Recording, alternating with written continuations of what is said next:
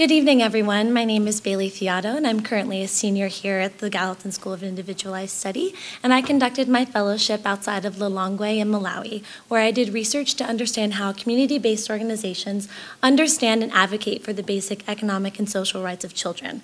But in Chichewa, which is the language most commonly spoken in Malawi, you would say that I engaged with Ufulu Mwamwana and Ufulu Wachibadidwe, which means child's rights and human rights. The organization of my fellowship was rather layered. I conducted my research at Bright Vision, which is a child's rights and development community-based organization, while I was also an intern at Goods for Good, which is a partner of Bright Vision, and they seek to increase the capacities of CBOs to advocate and satisfy the basic economic and social rights of children. While I could talk about other engagements that I had with Goods for Good itself, I really would like to focus on my main responsibility of the summer, which was conducting research with Bright Vision, as it'll be integral for Goods for Good in order to successfully implement their programs. Malawi is a landlocked country in southeastern Africa, and in terms of GDP is one of the poorest, with some of the highest rates of HIV and AIDS that have orphaned over 1 million children since the beginning of the epidemic. Currently, 52% of Malawi's population is under the age of 18, making any conversation of human rights integrally tied to child's rights as well. In addition, I wanted to go back to Malawi, actually, and continue to work on this project and do this research, as I had conducted an 8th grade English tutorial in Malawi 5 years ago. And there I was introduced to the idea of community-based organizations and how they were being leveraged with the state. And from there, after my time in Gallatin, I began to develop questions after my time there. The CBOs are very interesting, particularly for this project, as they are some of the main watchdogs for the Malawian Human Rights Commission and are really responsible for communicating violations within the state. I conducted my research at Bright Vision CBO, which is located 40 kilometers south of Lilongwe and 12 of those kilometers off of the main road. And I really wanted to focus on a rural community and a CBO because that, for me, really accurately reflected the case in many other instances within Malawi, as most people receive their basic necessities due to subsistence farming. Bright Vision is located within the traditional authority of Chadza, underneath Ngala Mountain, as you'll see behind me. And Ngala in Chichewa actually means smile, which you can see that the mountain is almost smiling in a way. And one day I decided to actually climb up that mountain, which took quite some time. But I wanted to give you an aerial view of to give you a full sense of the community that I was really working in. And so you can see the main buildings for the CBO are located in the bottom right-hand corner right here. But through my interviews, I found out that Bright Vision did not only operate within this area, but their entire catchment area expanded between 15 to 20 kilometers outside of this area.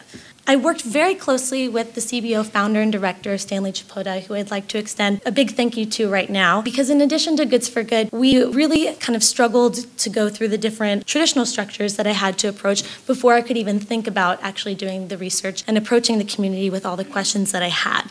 So in the beginning weeks of my fellowship, it was meeting with different levels of chieftains, all culminating up to meeting with the traditional authority himself in order to communicate why I was there and what I was doing, because I really wanted to be very transparent about the questions that I was interested in asking. And here's a main image of the building that I worked in. Most of my time was spent right in here conducting the interviews, which is the main administrative office for Bright Vision itself. During the 10 weeks, I conducted over 40 different interviews with community members and the volunteers of the CBO, in addition to 2 very large group interviews with over 20 heads of the CBOs within the entire traditional authority, because I wanted to get a sense of the entire area itself.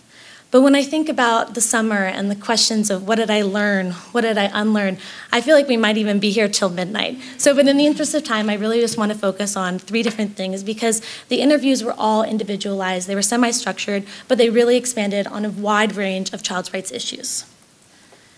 So before traveling to Malawi during the independent study, I was already thinking about this word ufulu. And as I said before, ufulu Mwamwana means child's rights, and ufulu Wachibadidwe means human rights. But ufulu as it stands alone means freedom. And I was introduced to this idea by an ethnographer who does human rights work in Malawi and is fluent in Chichewa, whereas I am not, and was communicating how the UN Human Rights Declaration is actually translated into the local language. And this is something that I wanted to add to my interviews, and I wanted to bring that right to the community itself. Ufulu is a particular kind of freedom as well. It's tied directly to the independence from the British 50 years ago, and it has this rather bootstrapping and emancipatory idea that's tied up in individual responsibility, and it crowds out the notion of rights and silences the idea of accountability just within the word itself. But I wanted to question it with the CBO. So I asked people how they understood ufulu, how would they define it, and first the answers were all about a definition of freedom, and only upon qualifying those questions were the respondents interested in defining actually what rights meant to them. But I found this deeply problematic when thinking about how international human rights are communicated on the local level, as language itself can be a barrier to understanding rights. And secondly, in the Human Rights Declaration and in the Malawian Constitution itself, education is a fundamental right. Particularly, education shall be free, at least in the elementary and fundamental stages. And in Malawi, primary education is free. But as one interviewer put it, in Malawi, it is free, but not free. And this was particularly alarming to me as 5 years ago I had been directly involved with a primary school. And I discovered through my interviews that at the local school and other CBO directors within the area noted something very similar, a similar violation, that teachers would demand fees from their students in order to attend, but the problem was actually more institutional than that.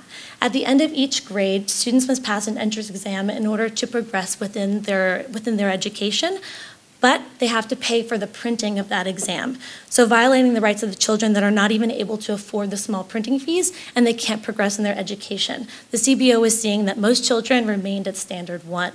And they were entitled to these rights, and this was a big issue that the CBO was really working with. And finally, one of the most interesting questions that was very pertinent to discussions within Malawi with other child rights advocacy organizations was regarding the inconsistent legislation on the age of a child.